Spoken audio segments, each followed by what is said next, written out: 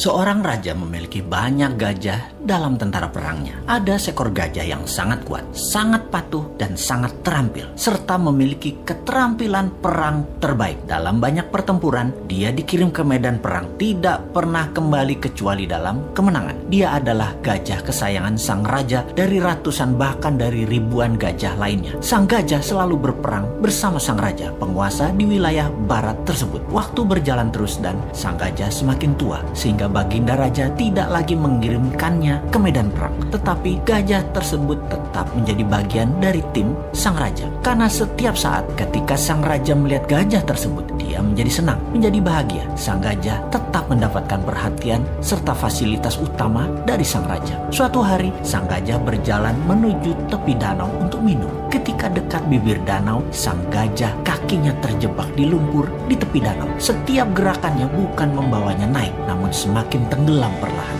Dia terus berusaha, namun dia tetap tidak bisa mengangkat kakinya dari lumpur. Beberapa orang melihat usaha sang gajah dan tahu bahwa gajah tersebut dalam masalah besar dari nada suara teriakan belalainya. Dan berita ini pun tersebar cepat sampai akhirnya ke telinga sang raja. Semua orang panik karena tahu gajah ini kesayangan raja. Raja pun bergegas ke lokasi. Melihat gajah tadi terus tenggelam perlahan tanpa daya, sang raja memerintahkan semua orang di sekitar membantu mengangkat gajah tersebut. Mereka menggunakan berbagai cara untuk mengangkat gajah tersebut, namun tetap tidak bisa terangkat.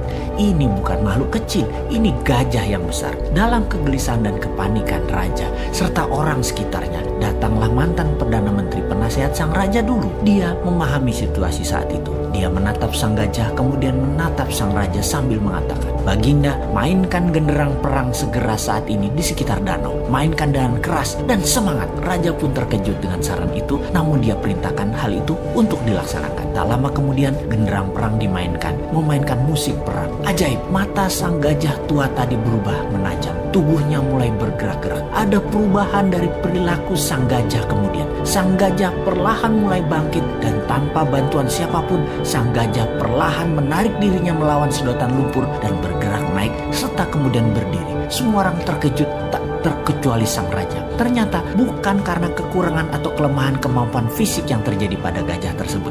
Yang dibutuhkan hanya suntikan semangat dari dalam. Dan ketika hal itu didapati, semuanya terselesaikan masalah apapun yang dihadapi. Untuk mempertahankan semangat dalam diri, sangatlah perlu sahabat semua mempertahankan tujuan hidup ke depannya di dalam pikiran bawah sadar kita. Dan jangan pernah ada rasa kalah atau menyerah dalam diri kita.